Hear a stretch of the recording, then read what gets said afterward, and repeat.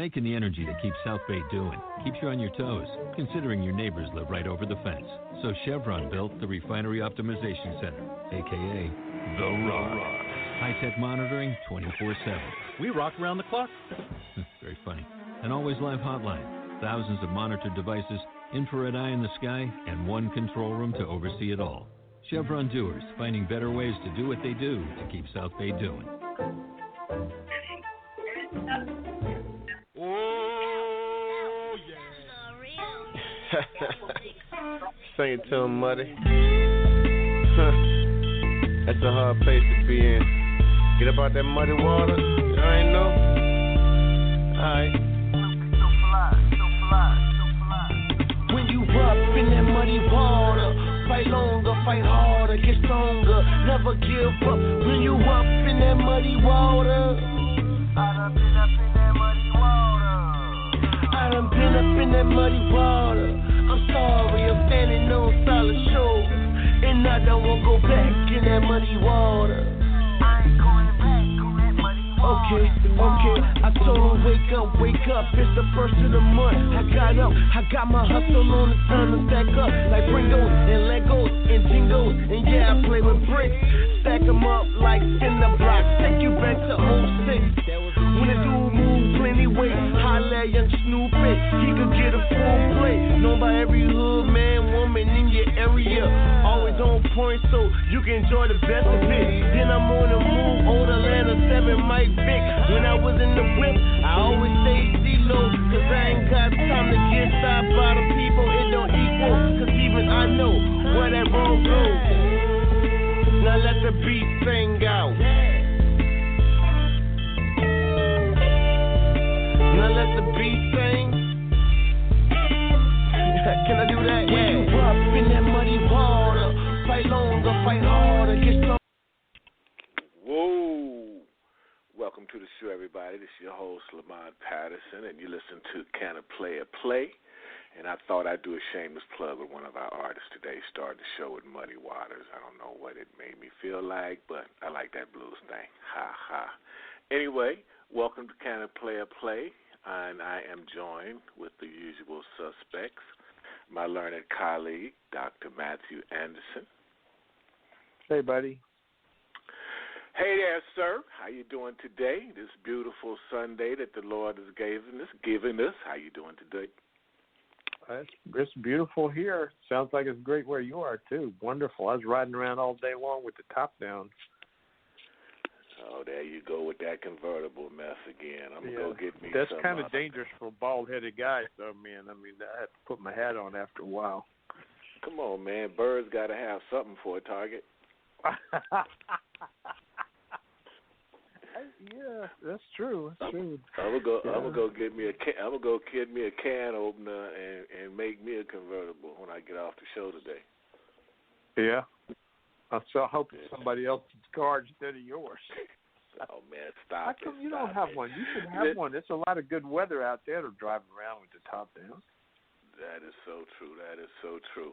Hey, well, we got a great show today for our listeners, talking about one of their favorite subjects. I really like to talk about food. You like to talk about love, so it should be fun for you. My favorite subject. Well, we should have a show on loving food, and we'd be perfect, right? Oh, that would be great. Yes. Well, we do have a great guest today. Yeah, introduce our artist, our guest today, and let's get her going. Let's just check. Tonya, are you with us? Yes, I am. Oh, good. Welcome to our show, Tonya. Hi, Matthew. Good to hear your voice. I'm going to introduce you, Tonya, and then Lamont and I are going to ask you about a million questions. But let me just give some information for our listeners before we start pestering you with questions. And you're going to have to be a little careful here because Lamont gets really weird when it gets on the subject of love. So, well, I'm pretty weird. I can give some pretty weird answers too. Okay, all right. Well, that's because not too many people know how to make a Vienna sausage souffle with tits and gravy. Oh. Now I got to recover from like a half hour just thinking about that. That's terrible. Vienna sausage souffle. Which Tonya, I'm going to apologize for him right now. I'm apologizing for him right now. I accept your apology. A million times. Good. Let me introduce you. Today, our guest is Tonya Davis, who was born in Shreveport, Louisiana, raised in Compton, California.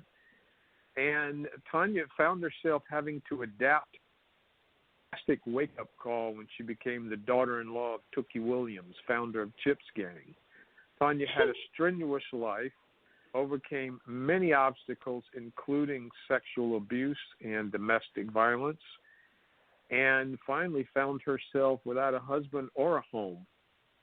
She overcame her struggles, started a new life, a beginning of life, and graduated from Loma Linda University in California with a degree as a lab technician, and was into the medical field for a few years and then decided to change the pace of her life.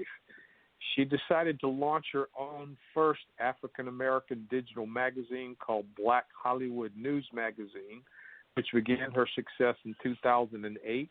And she's interviewed some of the hottest celebrities in the industry, including Michael Jackson, Monique, Jaime Foxx, Spike Lee, and Jenifer Hudson. Jenifer Hudson. I'm losing my voice here. I'm like, no, I didn't interview Jenifer's husband. I know.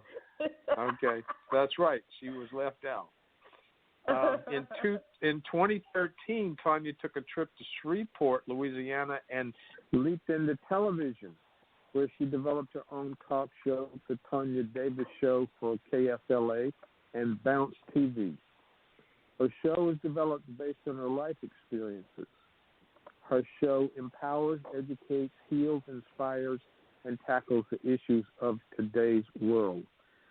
Tonya, we are really happy to have you with us, and I think today we're going to be talking about love and relationships, and hopefully we're going to do something here that is going to be good for Lamont, because he needs as much help as he can get.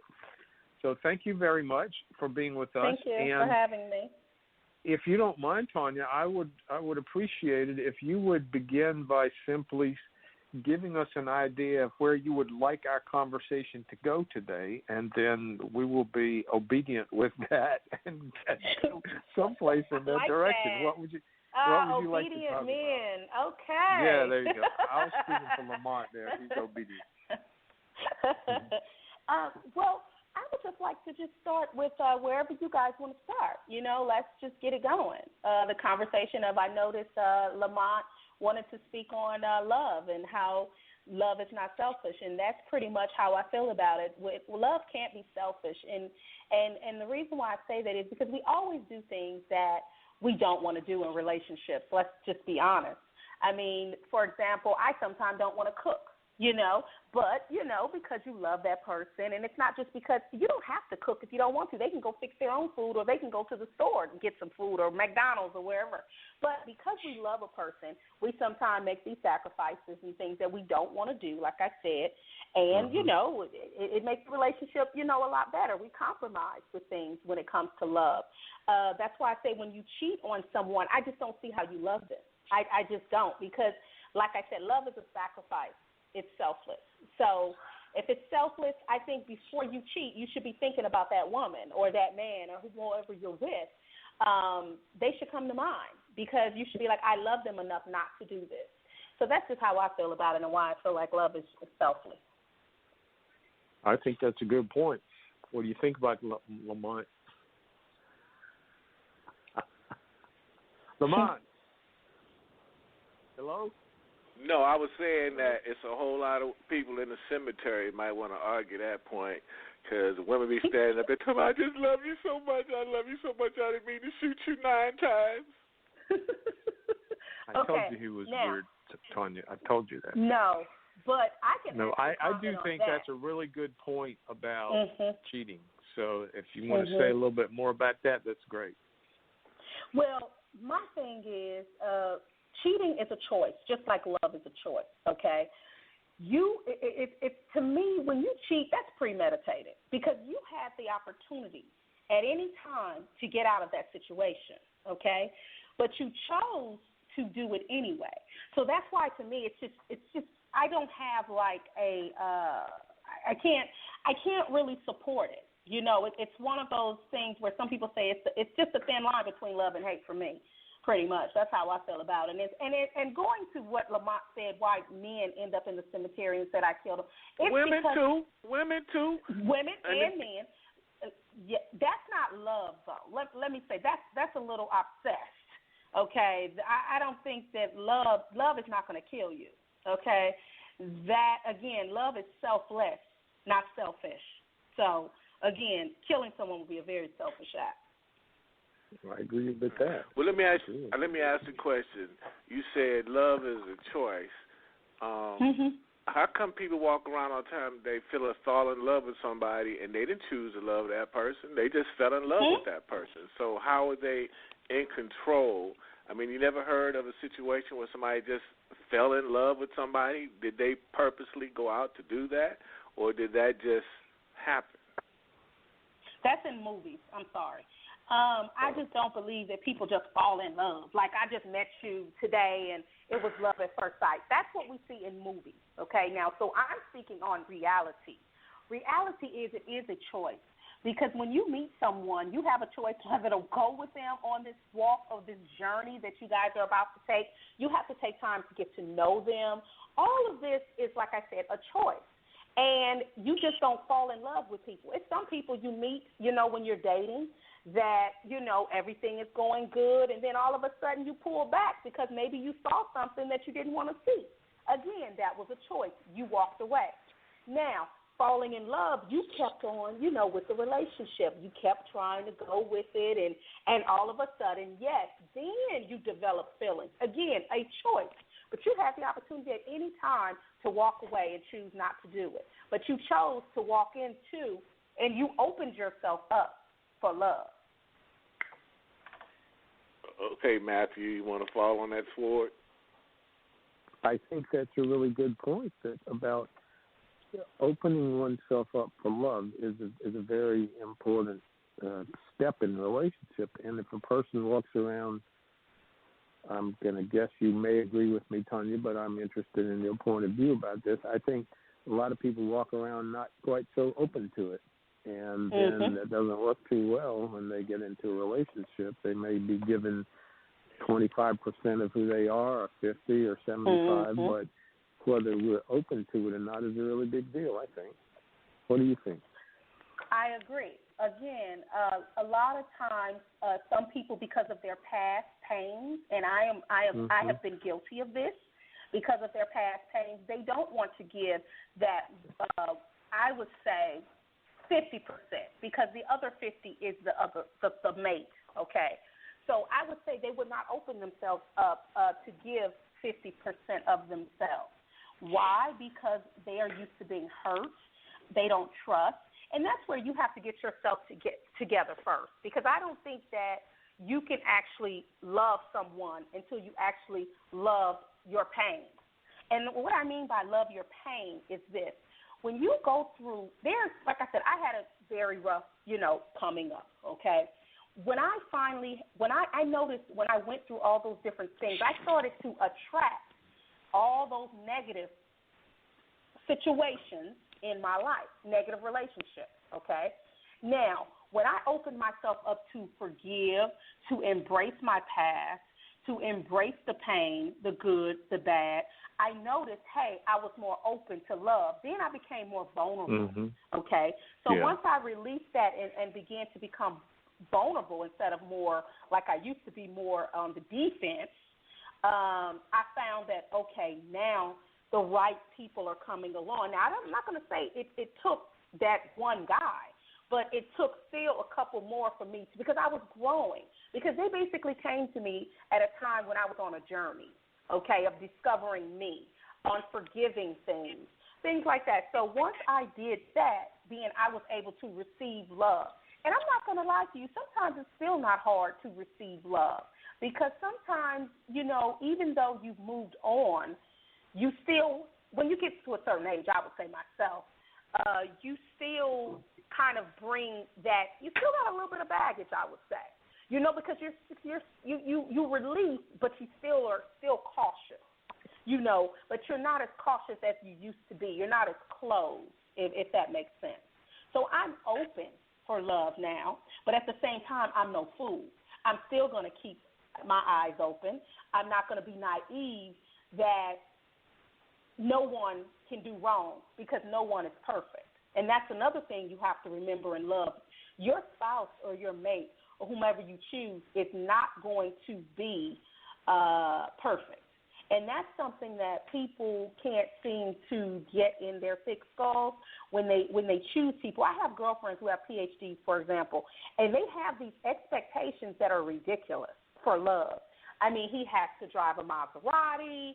He has to have a mansion. He has to have all these things.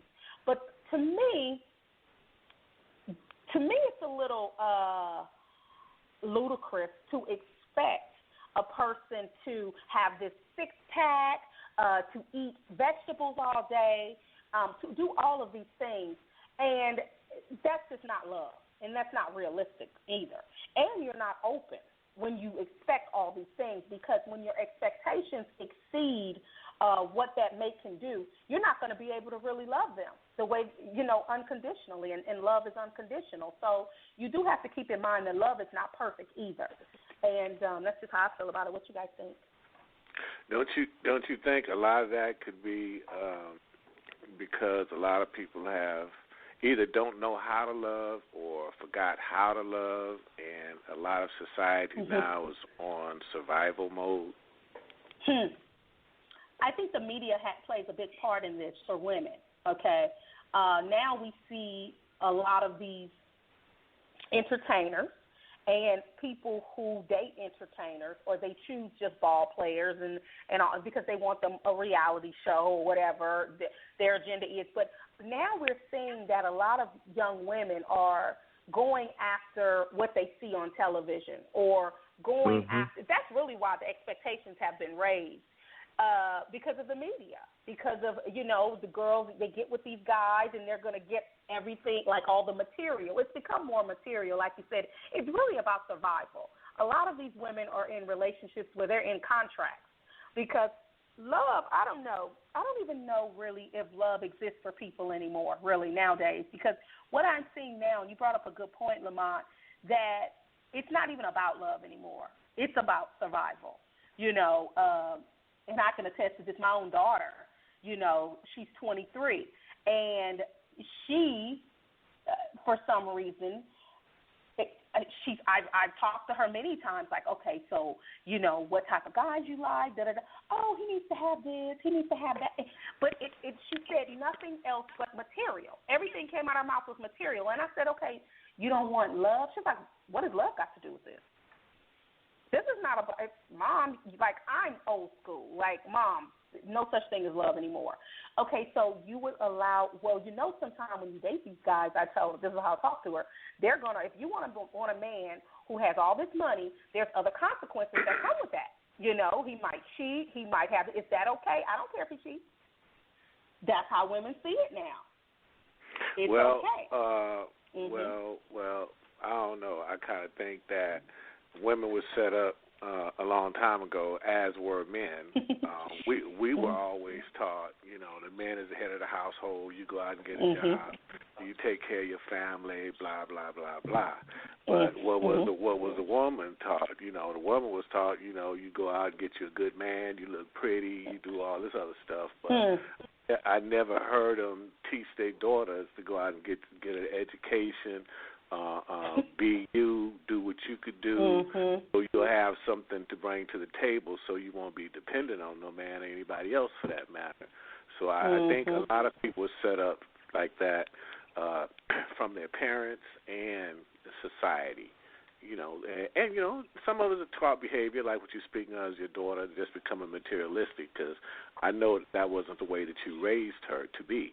So, and it's just that way, and, society right now, the man's supposed to do this, the man's supposed to do that, the man's supposed to do that, but you don't really hear that same thing about the woman's supposed to do that, and to have a very fruitful and a relationship that grow, I think both people have to bring something to the table or be like vested, and not to say that the woman have to make the same amount of money as the man or vice versa, but whatever they bring to the table, whether it's companionship, friendship, they cook or they rub your toes or whatever it is, it takes that to make anything to be fruitful and grow. And that's just my little opinion. Right. Mm-hmm. Yeah, I agree. Well, what did you tell your daughter? Well, the way I use like a different approach with my daughter. I like to observe her. So I like to listen to her, how she sees things, and the way she sees things is this: it is survival for her. She's on her own. She's been on her own since she's been 18. She did not have a father because her father was murdered before she was even born. So she didn't have that father figure. So that those type of things has affected her. She saw me in the rough, She witnessed all these things that a child shouldn't have witnessed.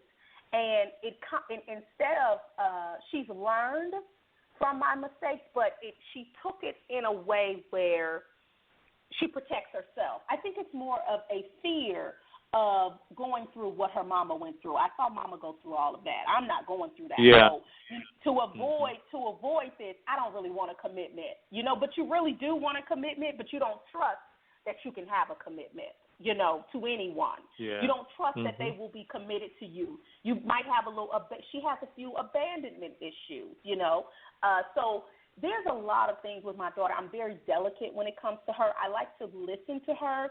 She knows my point of view. She thinks that I am a little old-fashioned, as she calls it. And the way I approach her is kind of like reverse psychology. Get where she's at, see where she's at, and then I have my own way of dealing with it. And some of the advice I give to her is, you be your own woman. You can do it. You're smart enough. You're beautiful enough. These are things that I share with her and I instill in her. Be yourself, create your own Hollywood because she's in music. Be fearless. These are things that I instill in my daughter. And she's still working on, she's 23. So, of course, at 23, you're still coming into your womanhood, as I call it. You're still learning yourself. So that's pretty much where my daughter is now. And I'm just blessed to be able to, because my mother growing up, she wasn't very boisterous as I am. I'm very open with my daughter. And when I was growing up, I had to figure it out on my own, because, of course, my mother was from the South. And she grew up with a mother from the South. And, nobody talked about anything in the South. That's how it was. Nobody talked about sex. Nobody talked about anything. So these are the things that I get to talk about with my daughter. I'm blessed to be able to do that. And, we have a very open relationship about everything. Love relationship. As soon as something happens, she's calling me. She's, and I'm telling her the way it is, She has a guy now I don't like. She knows I don't like him. He knows I don't like him. But at the end of the day, I let her make her own choices because this is her journey. And she's going to have to experience life just as I did. But my goal for her is that she learns from me and don't have to do that. But, of course, she still has to. Yeah, that's true. Often. It's hard to get people to listen to experience, and yet until it becomes their own experience.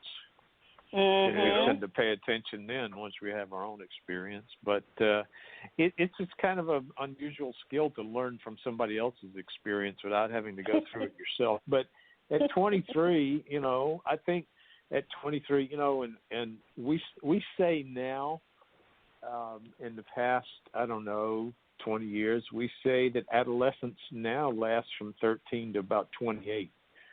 So, somebody in their early 20s is still looking at where they want to be in life and what they want to do and what life is really about in a way that,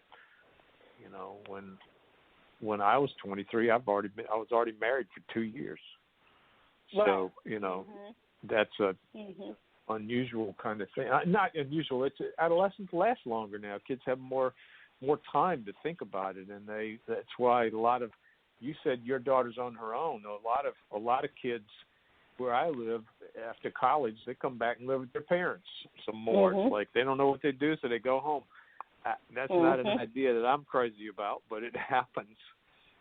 So you have this question: can a man love a woman if he cheats? I think you kind of answered that, but I'm just wondering. It sounds like it's a pretty. Do you know people who think the answer to that might be maybe or yes, or what's your opinion about that, Tonya? Well, yes, there are people who say yes, they can, because it goes back to we are not perfect, like I said, and a man makes mistakes. Oh, and I was told also, and you guys can probably answer this, is that men don't take sex, love and sex is two different things. You know, just because they have sex with a woman doesn't mean they love them. So they can love the woman that they're with, but they can have sexual relationships with someone else. So this is what I hear as well, because sex is different from love. These are two different things. Men are just, you know, they don't look at love the same. And I think love is your perception of love. Everybody has a different perception of what love is. And I think that's important to find out before you begin falling in love with somebody, too. What is your perception of love? You know, what is love to you? So, and that was actually one of my questions, too, before I got in a relationship. What is love to you? You know, is love, you know, everybody has a different way of loving. Some people love with money. True, they really do. Some people love with hugs and kisses. They find that that's their way of expressing love. Some men believe they love by, when I pay all the bills, I'm loving you. You know, everybody has a different experience of love, and that comes from childhood, too, and how you were raised. And I think it also has to do with age as well. All those are valid points. All those are valid points, Tonya. Okay. Can we go back to the comment about men and sex? Mm-hmm. You don't. You have a good giggle. You have a cute giggle. You really do. So here's the thing. I believe, in my experience, is any man who says he can separate love and sex is full of BS. Maybe it's elephant size. I think that ultimately men have as many feelings about being sexually connected to somebody as a woman does, and a man who says he doesn't, I think, is broken. And I think a woman should stay the hell away from him, because that's just a cop out. It's a way to avoid being responsible and clear in a relationship. And it's just pretty much crap when men say that. And that's generally my response to guys who say it. And what about the professional women, Matthew? There's tons of women out here that are professionals, and they have that same mentality. What do you mean, professional mentality?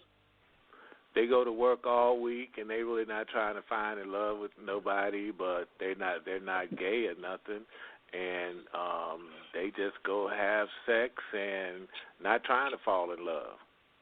That's a broken woman. Yeah, that's called. I have a phrase for that, Lamont. I call it mutual masturbation. That's my word too. Don't be trying to steal my word. I had that long before you were even a little boy. I knew that phrase. Now you're telling people how old you are. Golly, go back to Methuselah now.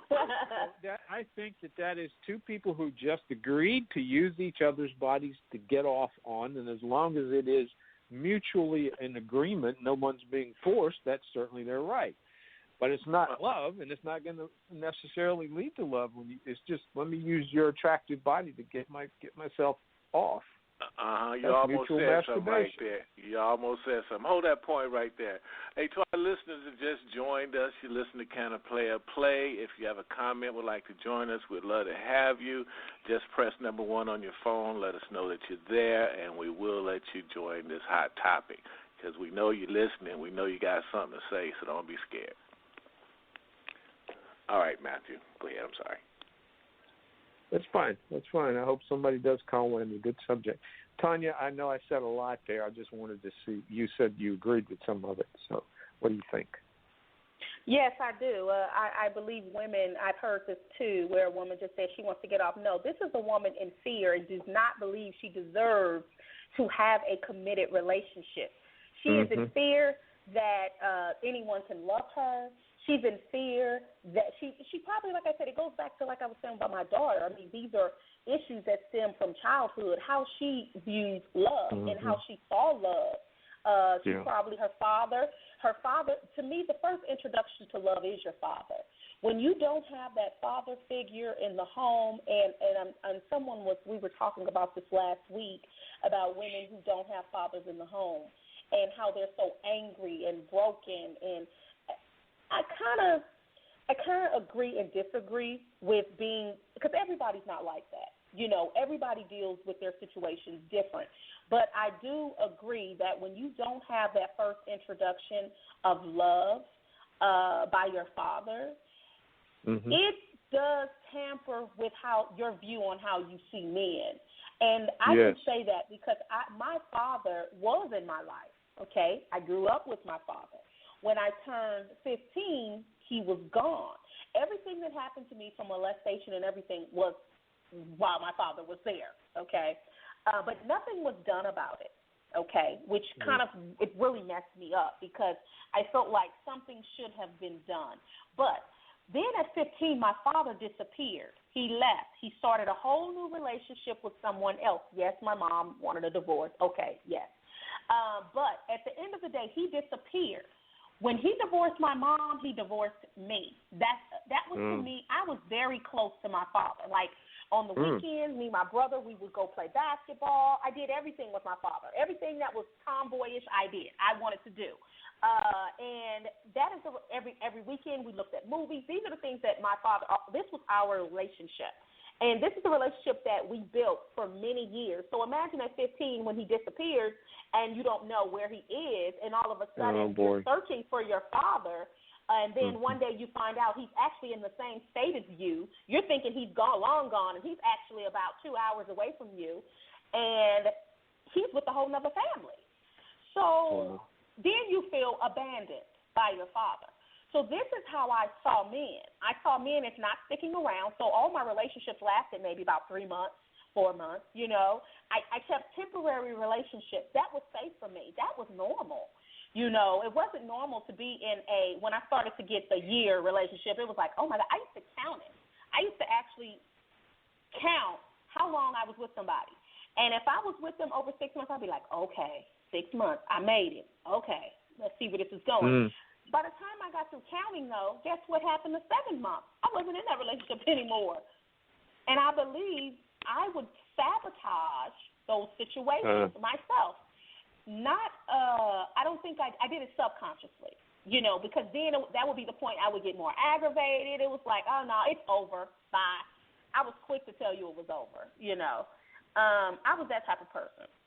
But, again, it all began because of the abandonment that I felt from my father. And I still feel abandoned from my father to this day. You know, have I moved on from it? I'm not going to even lie to you, no. But this is what I've done with my father. I had to now I forgave him, and I told him I did, but I will never forget because he still continued, even as an adult, to abandon. That's when I have to take responsibility myself because I'm an adult, and I have to say, you know what, I'm not going to allow myself to go through this anymore. Just like you would with a man. I had to do that with my father, unfortunately. And I had to tell him, I do not want you in my life any longer. Don't come and pop in and out. You're not going to pop in and out of my life. That's when I had to take a stand. Not saying I don't love him, not saying I don't forgive him, but saying I had to take a stand and say, I'm not going to allow you to continue to hurt me. And that's what I did. And I told him, until you get your stuff together, I don't want you in my life. Or my children. Because it wasn't even in my children's life, to be honest with you. My children don't even know my father is their father. They know my new father, I call him. I'm not going to say my step, because that's the person that I consider my father, who's been there now. Question. Well, that took a lot of strength to do that. And it hurt. Yeah. It hurt. I cried like a baby when I told him, because he popped in my life on Facebook one day. And about a couple years ago. And when he popped in on it, said, I'm in Odessa, Texas or something. It was something he was saying. And I'm like thinking, I haven't heard from you in how long? Really? Okay. So I think now, and it hurt me to have him send me a message after all those years had passed. That's what hurt me. It's like, okay, here we go again, this cycle. We're going to stop this. I'm not going to. So I had to tell him, hey, no more. Get yourself together. When you're ready to stay in my life and be a father, then we can have a relationship. But until then, you need to move on. Lamont, you were getting ready to say something before I interrupted you. Me? Yeah. I wanted to ask Tonya about. I think she mentioned something about sexual abuse. I know we've published a book on that subject, and I want to know, how did that affect you? And I thought I heard you say your father was around when that happened, or did I not hear that correctly? Yes, he was. Can you speak on that a little bit, on how you dealt with that, and how you dealt with that, and how you was able to move forward after that? Right. So at the age I was molested from the age of 5 years old to 10 years old, and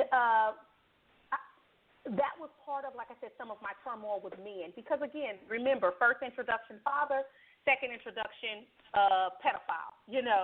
So it's kind of like I had these two. It just was a very confusing situation to have to deal with, because now I'm a teenager and I'm still carrying this load, not facing it, I never got any psychiatric help or anything. My mom didn't put me through anything. So I had to deal with these things on my own.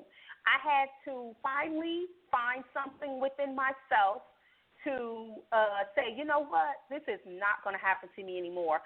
And my mother, I remember one day came in the room and she said, why didn't you tell me you were being molested? Okay. And she found out because this person was molesting the other children in the neighborhood, and one of the little girls actually told her mother. So I suppose her mother called my mother because we were all going to the same babysitter, to the same daycare, to the same person that was watching us after school. And I had been going there for many years, like I said, from like 5 years old on up. And finally, when my mom asked me, I was thinking to myself, because I did not know I was supposed to, because they told me not to tell. So you got to think, it's like for me hearing, why didn't you tell me? Now you've made me accountable for this person. That's how I felt. I was accountable. Now I'm in trouble because I didn't tell what this person did to me. But actually, in actuality, this is what I grew up with. So that's when my mental state kind of changed, because now I blame myself. Now I'm growing up hating myself, angry at myself for allowing someone to touch me, to have relations to me, because it went from touching to actual sexual, relations. So then you're psychologically messed up when it comes to men, totally, because and then it messes up with your relationship with your mom, your father. It all becomes a little more complex. So I would say the first step for me was forgiving myself, okay? Because remember, when my mom came to me, I blamed myself after that. Yeah. So then the next step, after I forgave myself for not taking a stand and doing something about it, I had to forgive my mother. Because at that point, I now have anger with her for coming to me and asking me, a child, why didn't you do something? Because the question should have been asked to me is, why didn't I do something? Or I'm sorry that happened to you. Because you are the parent. You are supposed to take care and protect your child. So you then grow up angry at your mom. For many years, I was angry at my mother up until 30 years old, no lie. I finally forgave my mother at 30 years old because I blamed her for not protecting me. Because my question was, where were you when this was happening? Or why didn't you know that your little girl was being molested? I love my mother to death now, because now, once I forgave my mom, it goes back to love again. I've opened myself up now for love too, because when you go through that and you're mad at your mom, you're mad at your dad, and you're angry at all these people, how can I love anybody? Because I'm angry at everybody. I'm angry at myself. I'm angry at my mother. I don't love her no more. You know, you got this whole. It's almost like a hatred. You grow up 20-some years with this hatred inside of you. Go ahead. Do you still think that affects you today, Tonya, with your relationships with men because of that? That's why, let me tell you the difference with me. I'm like an open book when it comes with men. I tell you exactly what it is, okay? And I expect you to tell me exactly what it is. So if I find out something that we both knew from the get-go, I think that it's very important that women share with men some of their experiences. Now, not right in the beginning. I don't agree with that. I'm kind of like a private when it comes to that. But once you start to get to know this person a little bit, you can kind of tell the ones that you want to share your life with and share your story with. Because if I share my story with you, what does that mean? I trust you, okay? So if I trust you, then I'm trusting you with my secrets, I'm trusting you with my heart, I'm trusting you with my everything. And I feel like if you trust me, you're going to give me the same. That's where the 50-50, we're now 100%. Now, if you choose to play with me after that fact or to abuse me, and I call it abuse when, you know, if you're out cheating or whatever else you're choosing to do, after you've known that this woman has gone through all of this, then I'm out. It's no excuse. You know, I just feel like that's why I was saying there's no real thin line for me. There's no, okay, well, I'm going to come back to you. So, yes, it did affect me. It made me a harder person. It made me, go ahead. No, I just finna say, homeboy don't know. He flirting with death.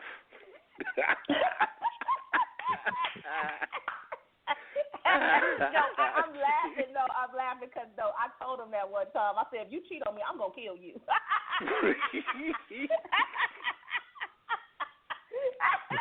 No. But no.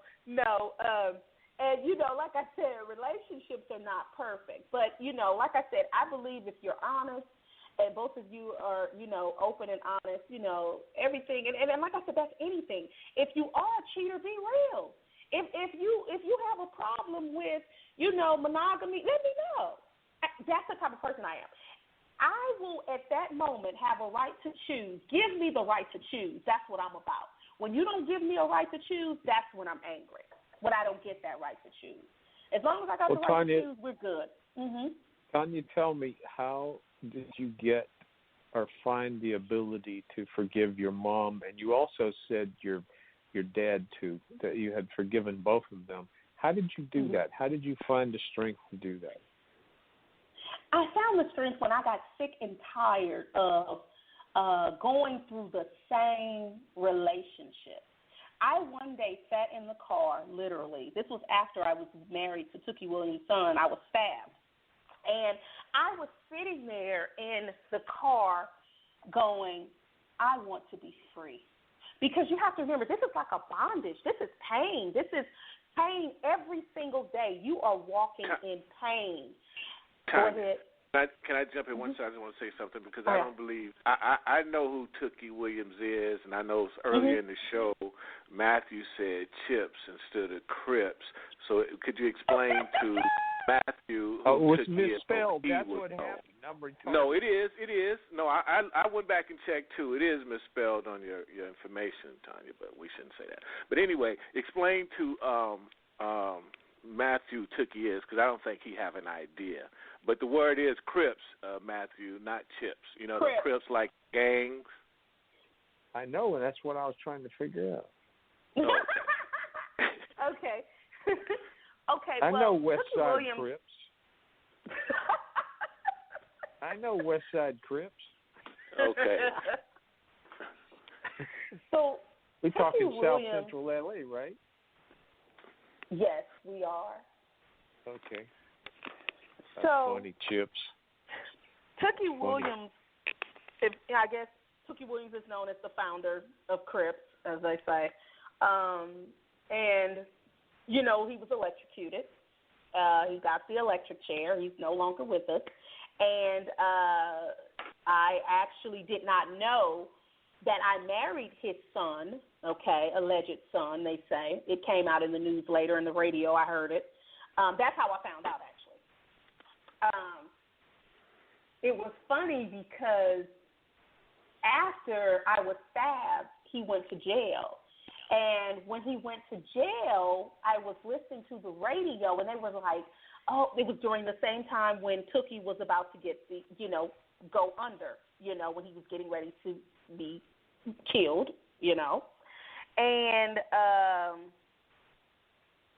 after, I'm just driving down the street, and I hear it on Big Boy. He says on the radio, yeah, they're protesting, Jaime Foxx, Snoop. They were talking about all these different people, all these different celebrities. And we got Tookie Williams' son. And I said, Tookie Williams' son? And they were like, Lafayette. And I was like, what? Is this the same crazy Lafayette I was married to? And then it just all made sense. And I'm like, oh, okay, now I see. Okay. And,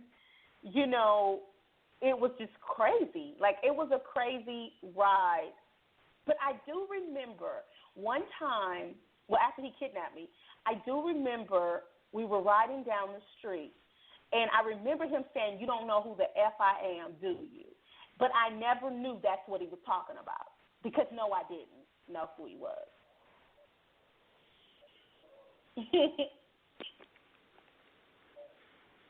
Lamont, you have to have the question now. No, I was just wondering about the kidnapping part because this sounds like enough material for a movie, too. I had put on my producer hat for a minute there. Now we got gangs. Yeah. We got gangs. We got kidnaps. We got stabbing. Shooting. Now, did your ex-husband? We got abused. That's right. Now, Tonya, I just want to ask you, your ex-husband, did you find that? Did you forgive him too? Yes, I had to forgive the molesters, the pedophiles. I had to forgive everybody. It was like one of those things where I had to just forgive. I had to really purify myself, and one of the actual man who molested me all those years. Well, it was a couple of them. It's a lot. That's another story. But the actual people who participated in these acts with young children, it's so funny because one of them went to jail. I hate to say karma's a bitch, but one of them has life in prison, the main one. The other tried to kill herself, and the girl, she's a crackhead. It's just crazy. All three of those people that participated in these acts with children, it's just crazy how stuff happened to them. But, that's karma for you. But I had to forgive each and every one of them. I actually saw the girl that I'm talking about walking down the street one day. And she's a crackhead, like I said. I was in L.A. riding, and I'm like, oh, my goodness, there's Renee. She's walking down. It was crazy. And I guess it was kind of like a God moment for me. Here it was. I had not saw this girl since I was a little girl, and that was her right there, walking down the street out of her mind, half naked. It was crazy. It was like a God moment. And it was, and I prayed for her, actually. And at that moment when I prayed for her, I knew I had forgiven her. And I actually felt better after that moment praying for her than I did actually seeing her. That's when I knew that I was free. Yeah, that's great. I think it takes a lot of strength to do that, but I do agree with you that forgiveness is, and until we forgive those kinds of things, piece of us stay stuck right there when these things happen in the past. And we suffer from it, and it's a way of making yourself free. And the other person doesn't always even have to know about it. I mean, does this woman know that you forgave her? No, nobody knows. The funny part about all of this is, I'm glad you brought that point up. It's not about, you're not forgiving them for them. It's not it's not something that you're forgiving them for them. You're forgiving them for you, because that's what it has to take place. The forgiveness is for yourself. need to talk to anyone. You do not need to have a conversation. And for a long time, I felt like that was the only way to my freedom was to go to the jail and see Andre, okay, and talk to him. And that never came. So when that never came, it's like, okay, what am I going to do now? So I had to find another way. And the other way was just forgiveness. You know, I'm going to have to find somewhere, a place inside of me to forgive. And like I said, when I forgave everyone, I could feel like I said, it was like a purification, you know. Yeah. It was like my eyes were open, literally. You know, it was like something was just snatched off of my eyes. It was like I had been in darkness for so many years. And now I was available for love. And that is what I had missed. Well, that's a beautiful way of saying it. So once you forgave, now you were available for love. I think that's a beautiful way of saying it. Thank you. Thank you. Tonya, you have a book that's in the market? Oh, yeah. 2, the Secret Life series. Well, tell our listeners a little bit about that. Well, the Secret Life series is based, of course, off of it's true stories, you know, kind of what I've been through in the celebrity world, my life, different stories about women. So I created the Secret Life series so that it could be something for us to be empowered with by sharing the different stories of myself and other people that I have encountered. So it's like a true story, I would say. It's based off of a true story. Of situations that I've encountered in my life, and I just shared them in a book to help and inspire someone else, and you know, hopefully that's what it does. Is this book for women or men or both? It's for men and women, I think. You know, I would say it's for men and women because men can learn from it, learn a little bit about women. You know, women can learn something about men and themselves. So there's 2 parts to it, you know. The first series is The Secret Life of Jade Butowski, which is about a young woman who has been married for many years. She's a mother of 2, and she put her dreams off. And because she made a sacrifice and put her dreams off for her husband and supported his career, now she's finding herself missing something. So what does she do? She entertains herself. How does she entertain herself? Like a lot of women do that are looking for love, a man or a man.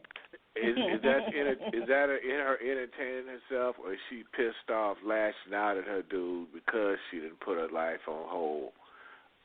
So now she's frustrated. Now she's angry and vengeful because she's got older now, and maybe their relationship's not working out like she thought it was, but she's made that big sacrifice these years. So does that have anything to do with it? No, she's seeking. That's all it is. She has this emptiness inside, and she's seeking for something that she doesn't even know what she's seeking for. She didn't realize that love was there, possibly. You see what I'm saying? Possibly there. But love is there, but there's some twists and turns that go on that, that happen. When people seek, though, when they seek, isn't that because usually there's a void somewhere? Okay, I would say. Wait a minute. When they seek what? When they seek what? Well, Tonya just said this hypothetical lady was speaking of when she was seeking, and what she sought was a man, and my thing was, for a person to seek anything, isn't that because there's a void that they're trying to fill? Isn't that what creates the seek? I would say there is a void, and again, it goes back to some things that are going on in the marriage that are lacking. Remember, he's a businessman. She's a homemaker, so of course he's away a lot.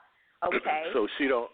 So she don't feel like she's loved because old boy's at work, providing a home and a life for them. So she don't feel like she's loved enough. There you go. The physical love is not there. What you say about that, Matthew? Don't you deal with this in your practice? Sure, I do. And I think Tonya's right. I think in marriages or committed relationships where someone starts to look outside of that, it means that something basic, essential is missing over time in the relationship, and it's not being taken care of or tended to. And we have deep needs in ourselves for appreciation, love, affection, contact, meaningful, intimate contact with somebody else. And if we don't get it, we usually find a way to look for it. And that's one of the reasons that a lot of marriages don't do so well, is that they don't know how to make that happen. And it's, you know, it's a painful thing for everybody when people don't just do that without some good, you know, in a sense, good reasons. There's something missing. Yeah, they do need that. I agree with her. A 50-year marriage between couples, and one day either the man or the woman just wake up and just decide that they want to do something different.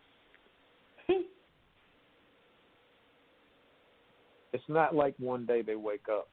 This is a long slide downhill until they get to the point where somebody does that. It doesn't happen overnight. You're not deeply in love with somebody one day and you wake up the next and you're looking outside your relationship. It doesn't happen like that unless you take heavy drugs or something. You know, I agree. I agree. It's something that happens over time, and people step by step disconnect. Oh, you made me think about something, because I just worked on this show the other day, Grace and Frankie, and you're right. You're absolutely right. Yeah. People just, you know, I think a lot of times in marriage people become comfortable. You know, you think 50 years, that's a long time, you know. And then you think, you know, it's everything else that comes with it. It's like, what am I going to do? I don't even know how to date anymore. I've been with this one person for 50 years. I mean, this is now not only your spouse, but this is your friend. This is your everything, you know. And it's not as simple just to walk away, you know, after 50 years. It's a process that has taken place, and you've asked yourself time and time, okay, well, maybe I can just, you know, maybe it'll get better next year. Maybe it'll get better next year. And the next year, and years just keep passing, and nothing ever happens. And some people just don't know what to do. So they figure, hey, when you marry, better or worse, you just stay there. This is what some people believe. This is what's supposed to happen. You're supposed to get bored. It's not supposed to be, you know, this marriage that's perfect for like it was in the beginning. I think people now, when they get married, they just figure, you know what, eventually we are going to get tired of each other. But shoot, we said for better or for worse, so we got to stick it out. All I know is you men and women out there, you guys better learn how to change the flat and learn how to cook. Tonya, I told you I was going to have to apologize for him often, so there's just another one that he comes up with this stuff. I don't know where he gets it. Nobody can change a flat anymore. Nobody. They're a freaking mechanic, and they got their own shop. You can't change a flat. Can you change a flat? Well, they better learn some shit, boy, because it's going to get rough out there. But listen, Tonya, we got AAA. Yeah, that's right. But even they take their time and they want to have a tip. But Tonya, we're down to the last couple of minutes of the show, and I want to give you this opportunity to tell everybody how to contact you, how they can reach you, and all that good stuff. Well, everybody knows Facebook, of course. Tonya.Davis, of course. There they can reach me. You know, the New Network TV. You can reach me there, Tonya Davis at the New Network TV. I'm on Instagram under the New Network TV. People didn't know that is me. That's my company as well. And yes, that's where. And the books will be coming out for the August. Well, Tonya, thank you so much for joining us. You were a joy to talk to, and I'm sure an inspiration to people listening today. So thank you so much for sharing your story with us. Thank you so much for having me, and happy birthday, Lamont. Thank you. I told you not to tell nobody, but thank you, boy. I know, and what did I tell you? I got the biggest mouth in the world. You told you in Hollywood. Thank you so much, Tonya. We enjoyed you, and hope you come back and join us again. Okay. Bye-bye. Thanks, guys. Yes, absolutely. Bye-bye. Happy birthday. Sing it to him, Muddy. That's a hard place to be in. Get up out that muddy water. I ain't know. Alright.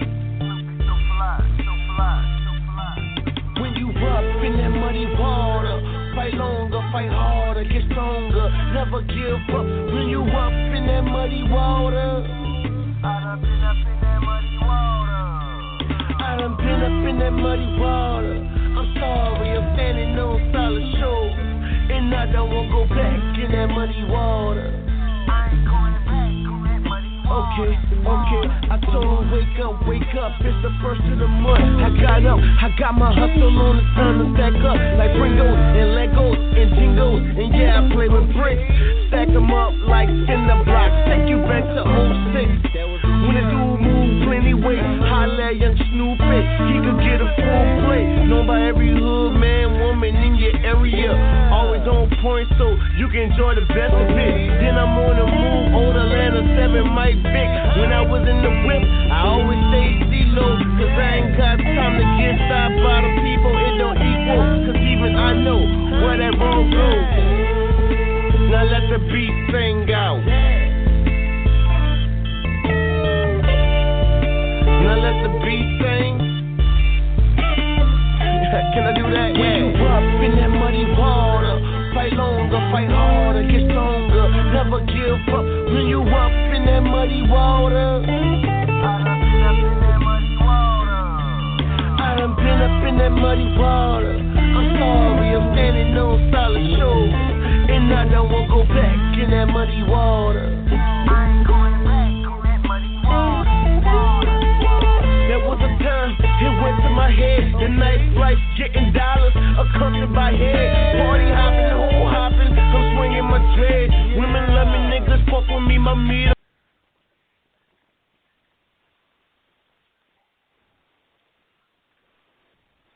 I never thought I'd get to cast a spell in Hogsmeade. I never knew what 120 miles per hour felt like until Fast and Furious Supercharged. I never thought coming face to face with a hungry T-Rex would make my dad scream so loud. And I have never felt more scared or alive. Buy your ticket online and save up to $25. Visit UniversalStudiosHollywood.com. Valid online on one-day general admission for select dates through May 24th, 2018. California residents only. Restrictions apply. Satisfy your appetite for food, fun, live music, and more at the Disney California Adventure Food and Wine Festival, March 2nd through April 12th, only at the Disneyland Resort. And don't forget, SoCal residents can save on select multi-day theme park tickets with our SoCal resident ticket offer, but only for a limited time. Visit Disneyland.com for details. Valid for residents in select SoCal zip codes with valid ID. Tickets expire May 24th, 2018, subject to blockout dates, restrictions, and change without notice.